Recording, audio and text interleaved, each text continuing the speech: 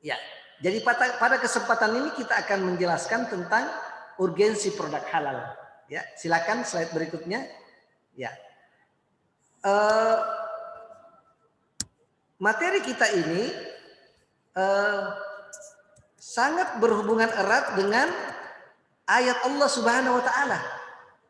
Ya, dalam surah Al-Baqarah ayat 168.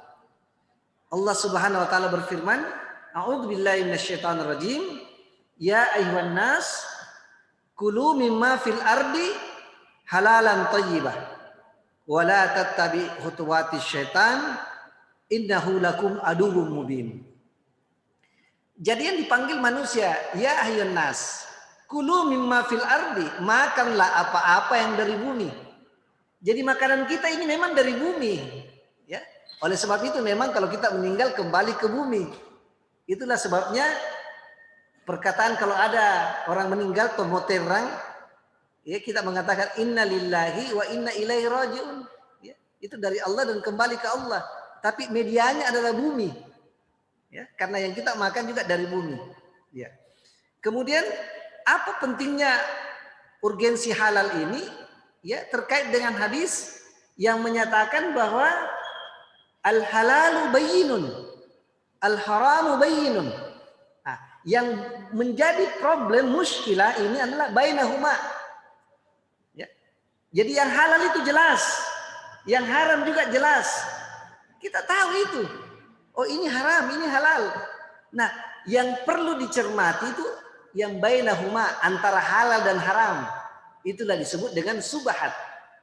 Jadi sekarang bertambah pemahaman kita mengatakan selalu itu subhat. Apa itu subhat? Subhat itu adalah sesuatu yang samar-samar, tidak jelas apakah dia halal, apakah dia haram. Nah, disinilah perlu ilmu istinbat, ilmu penetapan. Kenapa dia halal dan kenapa dia haram? Ketika terjadi begitu. Ya, nanti kita jelaskan Pak. Ini sesungguhnya kalau di teknik industri, saya ngajar di teknik industri UMI, itu mengajarnya 16 kali dalam satu semester. Ada namanya mata kuliah Manajemen Industri Produk Halal. Nah, kita jelaskan itu. Ya. Baik, selanjutnya slide berikutnya. Ya. Ya. Dalam slide berikutnya, ya kita lihat bahwa soal makanan ini bukan sekedar mengganjal perut. Ya, bukan Pak. Kita seorang mukmin atau muslim, ya, itu berkonsekuensi apa yang kita makan, ya, terkait dengan pertanggungjawaban kita di akhirat. Karena apa? Kalau salah-salah, neraka jahanam. Ya, kan begitu Pak. Jadi kita mesti memperhatikan itu. Kemudian di samping itu, makanan juga itu merupakan bagian ibadah. Ya, ini kita mungkin sambil makan minum, maka kita mesti ada adab-adabnya. Makan dengan kanan ya. Kan gitu kan? Jangan lupa ucap bismillah. Kalau kita makan minum tidak bismillah, maka yang makan minum itu adalah syaitan. Ya. Sebagaimana ada hadis mengatakan kalau Rasulullah SAW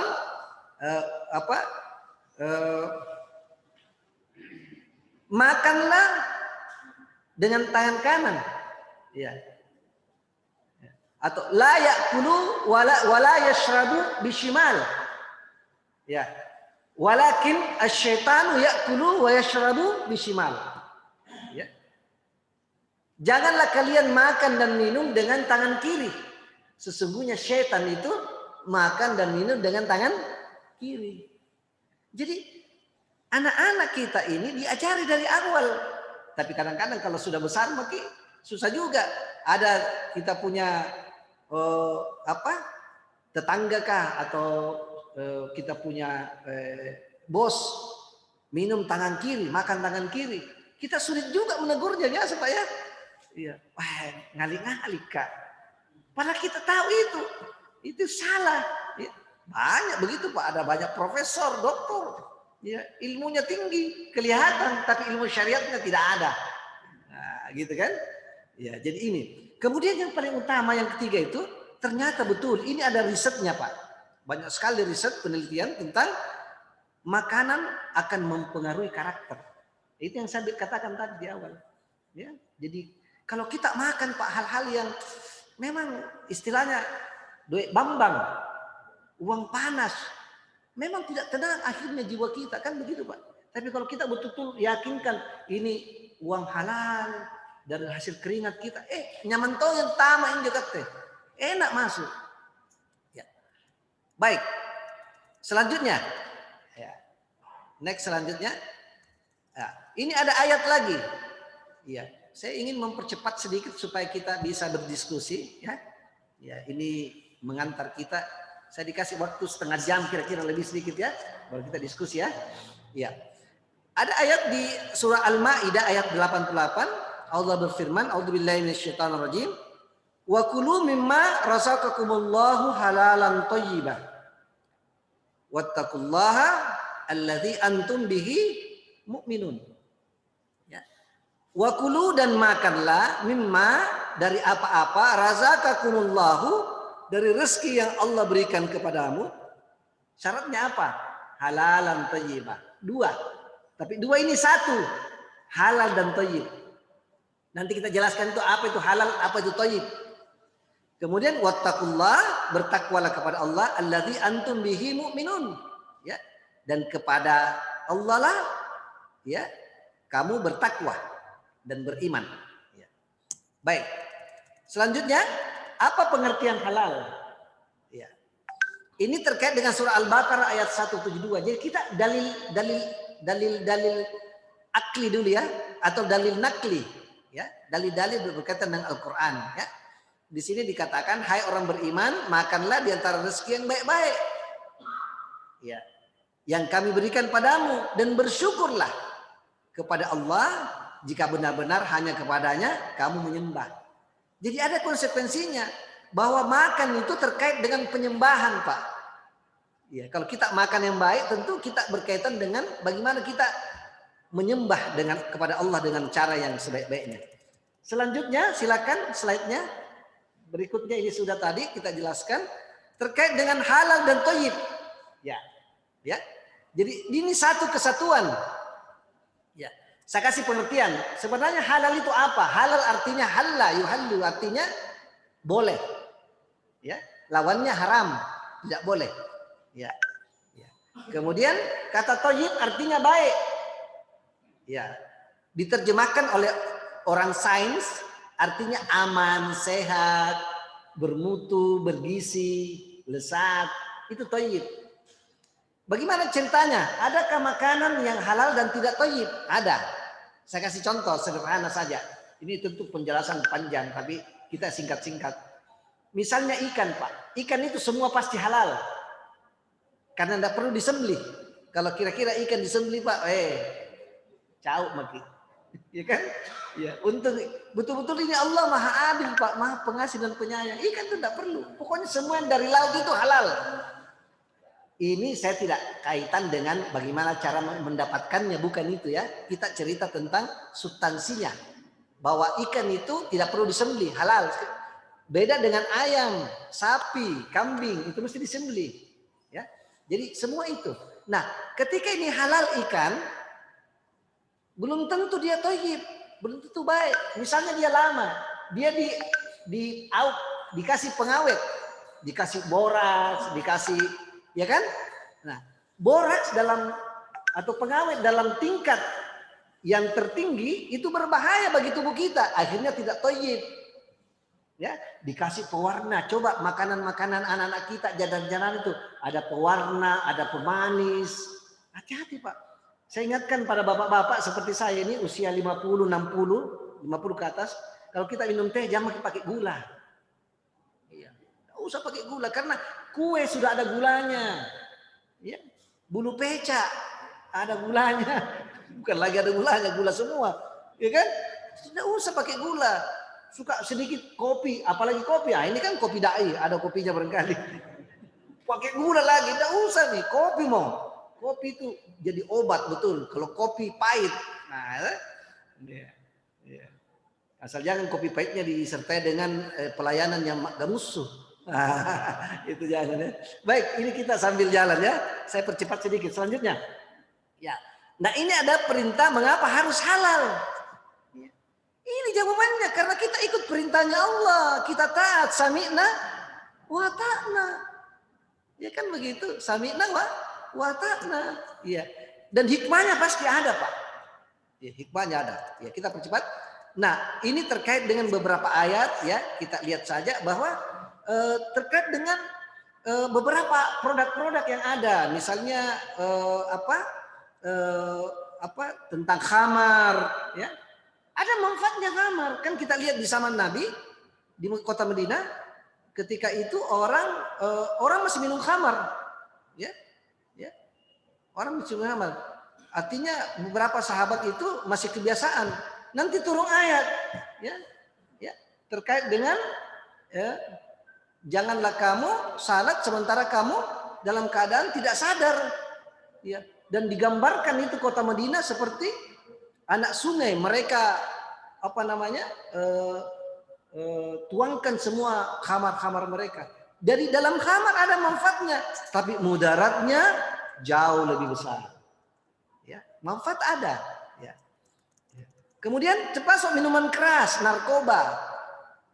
Lebih besar mudaratnya dari manfaatnya, ya, iya, ya kan? Silakan lanjut. Jadi setiap makanan ada resikonya, ya, ada resiko. Ya, lanjut. Ya. Nah, kita lihat di sini makanan halal dan thayyib, halal dan baik, ya, ya. Saya mengatakan bahwa makanan halal itu atau produk halal itu adalah high quality, kualitasnya tinggi, ya, kualitasnya tinggi. Iya, tetapi high quality belum tentu halal. Jadi halal setingkat di atas daripada kualitas itu. Ya, lanjut. Sekarang kita lihat pada hikmah di balik pengharaman. Ya, coba kita lihat pertama, ternyata itu daging babi itu tingkat asam lemak jenuhnya tinggi dan kolesterolnya. Lanjut. Ya, ya. Daging babi itu tinggi asam lemaknya dan kolesterolnya. Ya, ya. Kemudian lanjut lagi, ini ada penelitian baru, Pak. Ternyata corona yang sedang berkembang sekarang ini, ya, itu ada kaitan dengan babi. Ini belum dirilis secara terbuka. Mereka hanya mengatakan dari kelelawar di Wuhan waktu itu kan, ya, ternyata tidak ada kaitan dengan babi, termasuk flu burung. Ya, ada orang dulu katakan juga flu babi, ya. Nah, ini ya. Ya, lanjut. Coba kita lihat ini. Ya, coba kita lihat. Semua makanan ini sayang kecil, Pak. Lain kali mudah-mudahan masjid kita ini ada 2 di sini ya, supaya bisa nampak ya. Jadi beberapa masjid yang di Jawa saya lihat itu masjid sudah dilengkapi dengan monitor, Pak. Jadi tidak pakai lagi layar-layar begini. Memang TV yang besar gitu ya. Satu-satu terus di ibu-ibu atau di belakang. Jadi begitu pula saya kuliah di Malaysia gitu ya. Jadi orang khotbah ya itu ada monitor karena kita kan jauh nggak bisa lihat itu khatib jauh kan, jadi dia pakai monitor begitu, ya pakai monitor. Jadi kadang orangnya muncul, kadang materinya, jadi kayak ada slide juga begini, ya supaya kita. Jadi itu adalah sarana untuk bisa lebih memahami apa yang disampaikan. Nah kita lihat ini di atas ya, bahwa ternyata babi Pak itu, kalau mau dibilang dulu kan ada istilah kita itu dekat dengan turunan kita katanya monyet, ya itu kita dibodoh-bodohi ratusan tahun oleh siapa itu? Darwin ya. Dibilang kita turunan monyet karena hampir mirip. Padahal tidak Pak, justru babi ini dekat sekali DNA-nya dengan manusia. Buktinya kalau ada transplantasi, tahu transplantasi Pak ya? Jadi organnya babi itu dipindahkan ke organnya manusia yang sudah rusak, itu jauh lebih cepat beradaptasi ya ketimbang dengan monyet. Jadi kita betul-betul dibodoh-bodohi itu dari Darwin itu. Jadi babi ini dekat sekali, coba, dan manfaatnya banyak semua Pak. Mulai daging, coba lihat lagi ya, pankreasnya, dagingnya, bulunya, tulangnya, ya, kulitnya, darahnya, semua Pak bermanfaat. Coba mungkin lihat. Dan makanan yang kita makan semuanya ada semua ini. Ya, ada semua. Ya. Nanti kita jelaskan ini. Ya, selanjutnya termasuk makanan-makanan kita, hati-hati yang begini-begini nih. Ya. Jadi lebih baik makanan kita ini yang biasa-biasa aja Pak, yang di rumah itu, makanan rumahan namanya. Ya, palu marah, apalagi palu kaci, ya, ya. Itu mau paling enak sesuai dengan perut kita. Jangan makin bilang itu seperti ini hamburger, hotdog, ada apa minjorin nah. Iya, macam-macam saja ya. Iya. Jadi ya tidak dilarang juga kita makan, yang penting halal, ya kan begitu ya. Tapi ya kadang-kadang kita lata juga ya. Nah, terus lanjut ya.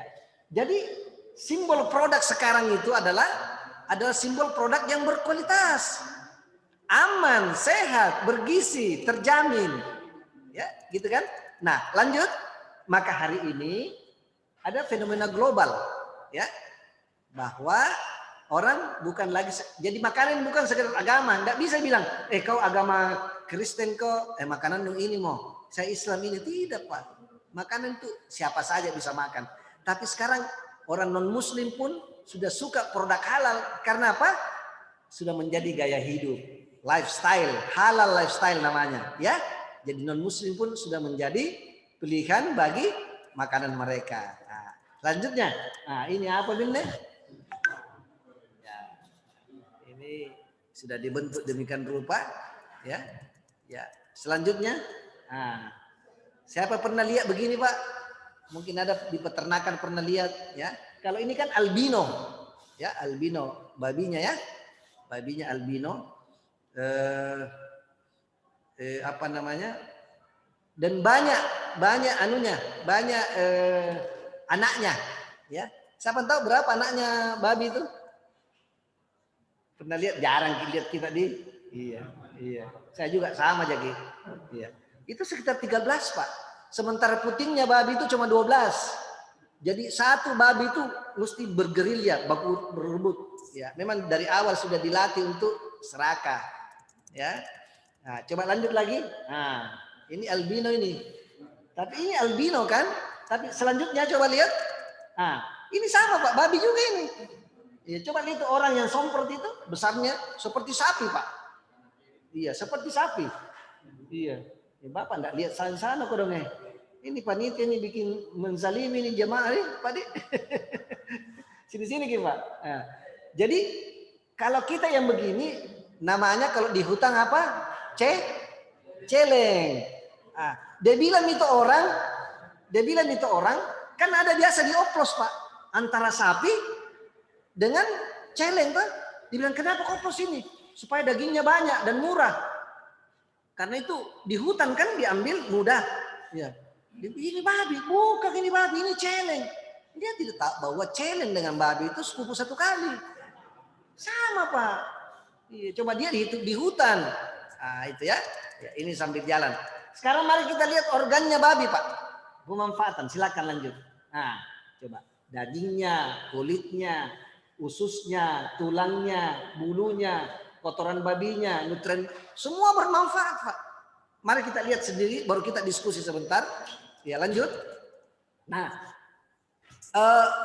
untuk tulang babi, ya itu dibuat untuk industri pariwisata Pak.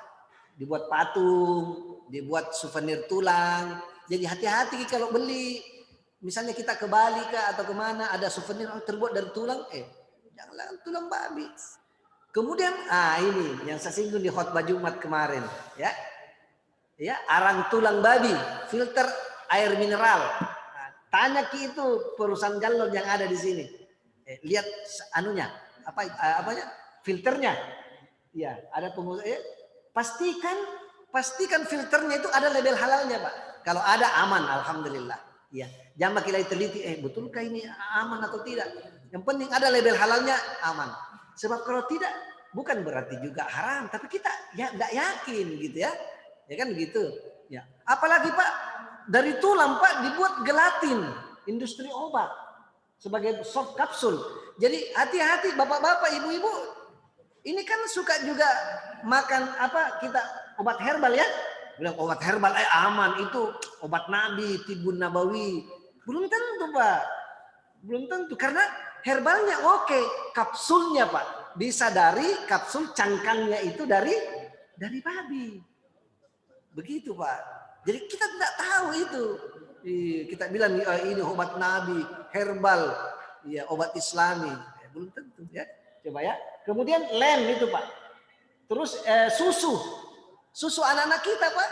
Itu dikasih kalsium dan fosfor, Ca dengan P. Itu dari mana Pak? Dari tulang babi. Iya. Jadi, bahaya sekali. Lanjut Pak. Kita lihat. Lanjut. Ya. Gimana itu?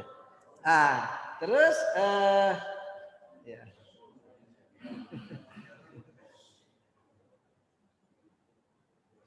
Ya di slideshow ya di bawahnya. Ya. Dikasih slideshow. Yang kanan bawah ada gelas-gelas kaca. Ya. Ya. Ya, di bawahnya lagi. Di atasnya dulu. Ya. Ini apel ya.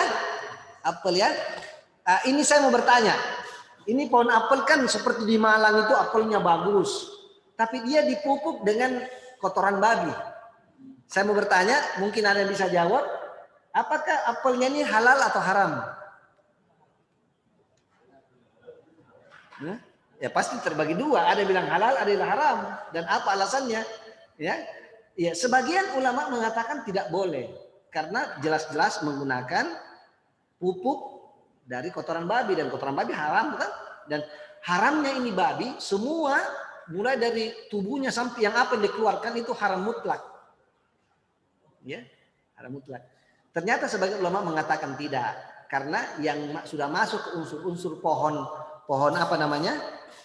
Apel ini sudah unsur-unsurnya. Misalnya fosfor, kalsium, bukan lagi unsur babinya. Ini terkait dengan vaksin. Nanti kalau ada bapak-bapak tanya bagaimana vaksin kita ini, itu juga nanti bisa dibahas. Lanjut. Sekarang kita masuk bulu Pak. Kan kita membahas ini. Kita membahas ini unsur-unsur yang terkait dengan makanan kita. Supaya kita tahu. Sekarang bulu Pak. Bulu ini banyak digunakan. Ya, untuk kosmetik, untuk kuas roti, cat. Ya, kalau kita barangkali sini sudah, ya kalau tempat lain masih pakai kuas. Ya. Nah, terus itu ada itu gagang kuas bulu babi bertuliskan Bristol, pure Bristol, ya 100% China Bristol. Dan memang pada dictionary dikatakan dalam apa namanya itu kamus ternyata makna Bristol adalah pig hair. Pig hair itu bulu babi atau ya kan gitu. Ya. Nah, ini kita tidak berdebat di situ, tetapi kita lihat banyaknya sekarang produk-produk yang ada di masyarakat itu adalah produk dari bulu babi. Ya. Bagaimana tahu cara bahwa itu bulu babi atau bulu binatang? Kita ambil satu Pak. Jadi coba berikutnya. Ini kayak gini lah. Ambil satu. Itu cirinya Pak kalau bulu binatang yang pangkalnya tebal, ujungnya tipis, seperti rambut kita. Kan rambut kita ini atau jenggot toh? Pasti ujungnya itu tipis, tapi pangkalnya tebal. Nah itu cirinya. Jadi kalau ada apa namanya kuas sama antara pangkal dengan ujung, berarti bukan bulu binatang. Ya. Terus ambil satu, bakar. Kalau bakar persis kalau kita bakar apa namanya rambut. Ini kan rambut kita ini kan apa namanya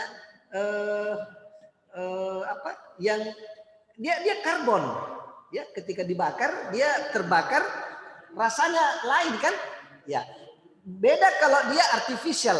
Kalau buatan bukan bulu binatang, maka beda juga. Ya, sama dengan kita bakar sampah dengan bakar kertas, berbeda. Kan gitu keluarannya. Asapnya ada yang putih, ada yang hitam. Kalau karbon dia hitam. Ya kan karena terbakar karbonnya. Ini memang perlu belajar kimia juga. Oke, lanjutnya. Ya, kita sudah lihat itu. Ternyata Indonesia, Pak, di tahun 2000-an mungkin sekarang lebih meningkat lagi. 300 ton, Pak, mengimpor. Ya, dengan berbagai apa namanya? Ini ada datanya Pak ini, Jurnal Halal LPOM MUI, ya, dari Majelis Ulama Indonesia ya. Itu, ya. Kemudian silakan dilihat lagi yang lain. Berikutnya ini Pak, kuas roti. Kita suka makan di sini apa namanya Apa itu Pak? Martabak. Iya, martabak. Sekarang saya mau bertanya Pak, ini mestinya panitia menyiapkan atau saya lupa siapkan hadiah ya kalau ada yang menjawab benar ya. Iya. Misalnya nih martabak. Contohnya katakanlah ada martabak ini kan. Kita tahu bahwa sudah dia pakai kuas. Kuas bulu babi nih. Apakah martabaknya ini bisa kita makan atau tidak? Ada yang bilang mengatakan bisa, ada yang tidak. Bisa Pak ya? Bagaimana caranya bisa Pak? Tidak apa-apa, halal Pak. Ini martabak sudah bersentuhan dengan apa namanya kuas yang dari bulu babi. Dikasih mentega baru begini. Kan martabak begitu Pak? Ya kan di itu. Nah, pertanyaannya apakah bisa kita makan martabak ini? Tidak bisa, haram ya? Haram ya? Iya. Kena najis ya? Iya. Yang lain boleh? Iya. Kalau jawaban saya Pak bisa. Caranya bagaimana? Caranya kita bersihkan dengan air 7 kali. Salah satunya dikasih tanah. Setelah itu kan rebalala. Ini bercanda Pak. Tapi hukum fikih. Betul kan? Kan kalau kita dijilat. Ah, ini hikmahnya Pak. Perlunya kita mengetahui halal knowledge. Pengetahuan halal dengan hukum fikih. Kalau kita dijilat anjing. Bagaimana caranya? Ini khususnya anak muda ini. Misalnya lagi diburu anjing. Dijilat atau digigit. Kan bagaimana cara membersihkannya? Bukan sekedar membersihkan dengan air, dengan sabun. Tapi salah satunya dikasih unsur tanah. Jadi tanah itu Pak pembersih najis. Ada kawan saya Pak namanya Profesor Winay Dahlan. Mungkin di antara kita tidak kenal siapa itu Winay Dahlan. Ini bukan orang Indonesia Pak. Tapi namanya kan rada-rada Indonesia ya, Winay Dahlan. Ternyata dia anak cucunya Kiai Haji Ahmad Dahlan Pak. Cucunya, enggak tahu generasi kelima atau keenam, wallahu alam, tinggal di Thailand, Bangkok. Nah, di Thailand, Bangkok. Dialah pelopornya industri halal Bangkok di Thailand itu. Bayangkan penduduk Thailand cuma 5% Muslim, Pak. Tapi 25% produknya produk halal diekspor ke luar negeri. Di antaranya dia buat, Pak, itu yang saya mau bilang. Dia buat bagaimana industri ini supaya tidak kena najis seperti tadi yang saya bilang itu, dia buat produk pembersih dari tanah. Jadi ada unsur tanahnya. Jadi kan industri tidak mungkin Pak mau dilap pakai manual, dia mesti pakai otomatis kan gitu kan. Jadi barang-barang yang kena najis itu dibersihkan dengan pakai tanah itu. Canggih sekali. Universitas Chulalongkorn. Universitas Chulalongkorn. Nah, inilah barangkali Pak, Bapak Ibu ya, yang terkait dengan apa yang kita jelaskan hari ini. Kemudian selanjutnya tinggal ini yang perlu saya sampaikan Bapak Ibu. Ada undang-undang halal Pak. Undang-undang JPH namanya Jaminan Produk Halal. Itu tahun 2014. Ya, sudah ya. Berlaku. Ada PP-nya juga, peraturan pemerintah Presiden PP nomor 31. Ya, nomor 31. Jadi ini ada pasal-pasalnya Pak, bahwa semua produk wajib bersertifikat halal, pasal 4. Coba lihat ya. Dan untuk produk haram pasal 6 dan sebagainya. Ya. Oke, lanjut. Ini lanjut ditekan aja. Beberapa produk penjelasan saja. Ada yang tidak wajib disertifikat. Misalnya pisang goreng. Ya, kalau pisang itu Pak enggak usah disertifikat, pasti halal Pak ya. Yang perlu disertifikat unsur-unsurnya. Apa itu pisang goreng unsurnya? Pertama ada pisang. Yang kedua ada minyak. Yang ketiga ada tepung. Yang keempat ada gula. Itu kan? Nah, kita lihat saja kalau tepung yang dipakai sudah halal, tepung terigu. Ya, kemudian gulanya ada gula yang sudah label halalnya kan? Kemudian minyaknya juga sudah halal, Vilma atau apalah misalnya saya sebut saja tidak apa-apa, maka pisang gorengnya halal, ya kan begitu. Dan itu tidak sulit, namanya itu kemampu telusur. Jadi coba dilihat saja ya. Jadi ada olahan yang tidak wajib, ada yang wajib. Seperti ini kan tidak wajib, ya masa simpannya kurang dari 7 hari. Jadi apa artinya produk-produk yang Bapak Ibu produksi misalnya di rumah mau dipasarkan? Nah, itu perlu ada izinnya, ada label halalnya, gitu ya, label halalnya. Selanjutnya, Lanjut lagi saja ya. Nah, ini produk.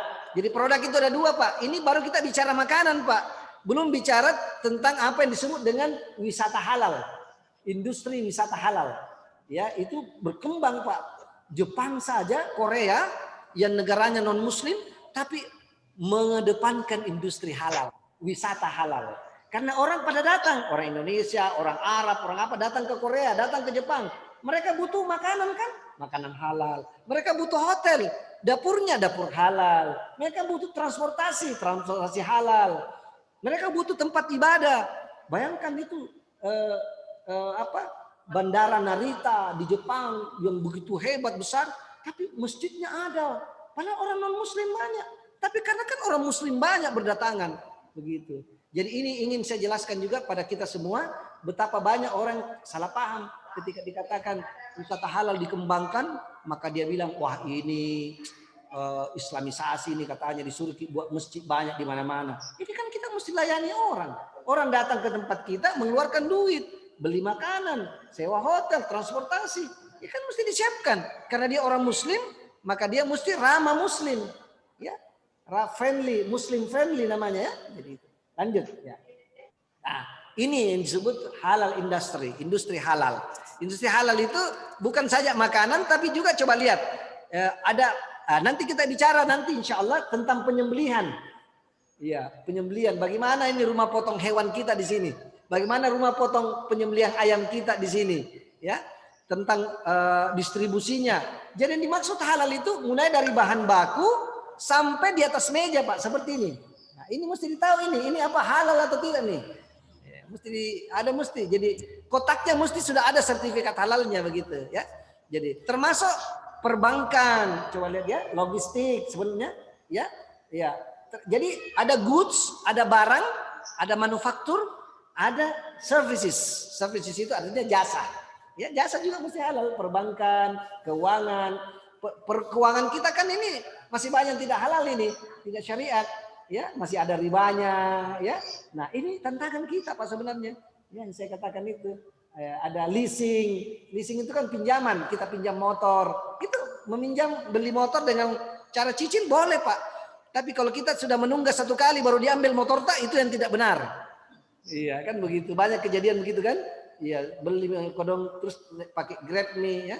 Iya, karena pandemi tidak ada pemasukan, diambil motornya. Itu tidak benar.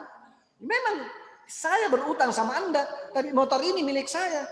Ya tunggu saya bayar, jangan ambil motor saya.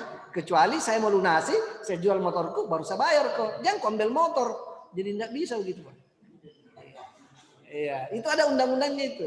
Nah, saya kira itu yang terakhir sekali silakan sedikit lagi. Ini Alu memperoleh sertifikat halal. Ini nanti kita dalami Pak. Tidak usah lanjut lagi. Nah, ya, saya kira itu. Jadi bapak-bapak, ibu-ibu dan saudara-saudara ini kalau milenial silakan ini mau lihat saya punya Nusran Channel. Ini banyak video-video singkat tentang halal bisa dilihat di sini ya. Sekarang anak-anak muda ini lagi demam dengan YouTube dan Instagram. Ya, Instagram bisa dilihat di Nusran 64 ya.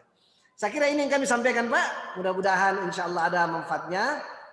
Lebih dan kurang yang mau dimaafkan nanti kita diskusi. Subhanakallahumma rabbana bihamdik asyhadu an la ilaha illa anta astaghfiruka wa atubu ilaik. Assalamualaikum warahmatullahi wabarakatuh.